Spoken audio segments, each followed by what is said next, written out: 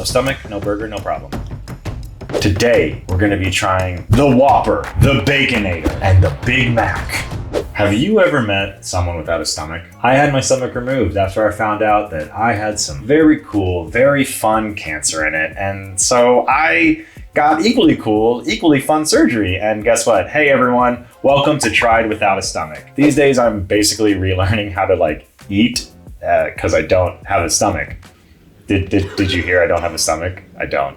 You may find yourself wondering, is that a thing? It most definitely is. And now it's my thing. Let's see how this goes. Taste test number 1. Okay, here we've got our Burger King Whopper with all the fixings. And I legitimately cannot remember the last time I had one of these. This one looks very classic to me. You know, it has all the big burger time things. This is kind of like the control group burger if you want to get super sciencey about it. It's got the beef patty, the lettuce, the mayonnaise, the tomatoes, the pickles, the sliced onions, the ketchup, the cheese, all on a sesame seed bun. Smells like 4th of July. Sitting, watching fireworks, thinking about those fireworks that your mom didn't let you get. Having another beer at 12. What? Okay, so the thing about stomachlessness is that I have to think about food in a completely different way now. So when I look at this burger, I'm thinking about wetness. Is it wet enough? I'm sorry. I'm really not sorry. This is actually my life now, so welcome to it. Thank you. Basically, if a food is too dry, it can be super hard to digest. So saucy burgers are a great burger. And I'm gonna say this one is like a low to medium sauce. It actually kind of looks lower than I thought it was gonna be. Guess Burger King isn't thinking about the stomachless community, which honestly, I take offense to. All right, ready? Okay, definitely your classic flavor profile, which I totally appreciate. The ketchup, I can definitely taste. The mayo, not so much. It is a pretty good burger though. I'm chewing a lot more because I need it to go down into my intestines easier. It gets wetter the deeper you go. That's what she said. Stomachless taste test number 2. The Wendy's Baconator.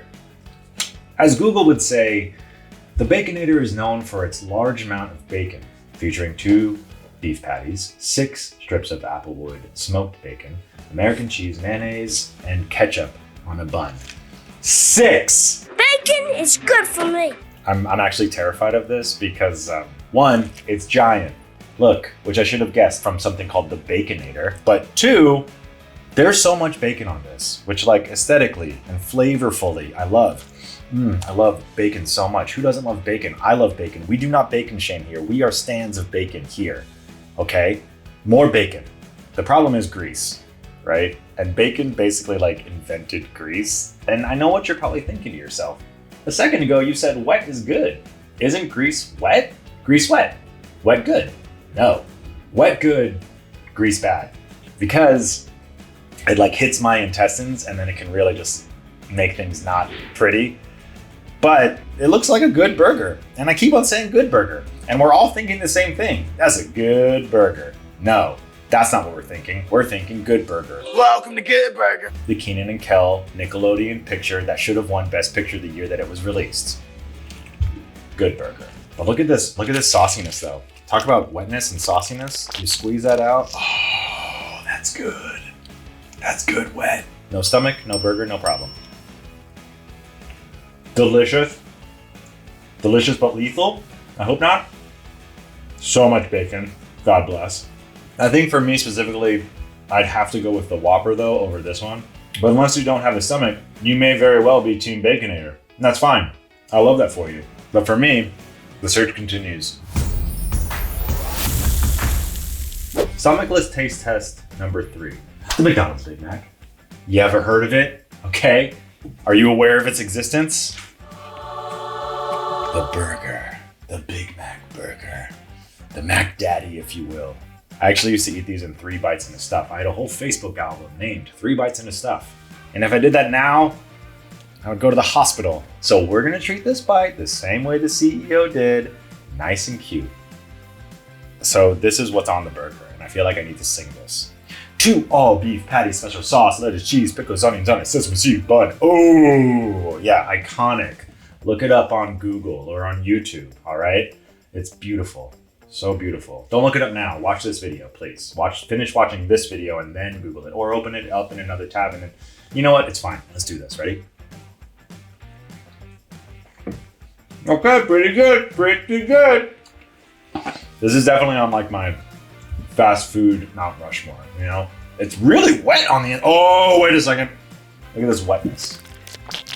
Sauce. Oh, that was the bite you want. Oh my God, so good, so reliable. Can you believe I used to eat these in 3 bites? That's unhealthy. Thank God I have a napkin right here. This was really fun. I'm really psyched to do more of these. You know, because there's a whole wide world of fast and slow food out there just for me. The world is my oyster. But I do not want to try oysters though, because I can't, okay? It's not the move. I'll explain that later. But if there's anything else that you're dying to see me try, or if you want to let me know what's on your fast food Mount Rushmore, drop it in the comments, like a classic YouTube that this video is. Thank you so much for watching, YouTube, and I hope to see you in the next one. I'm gonna have some more burgers.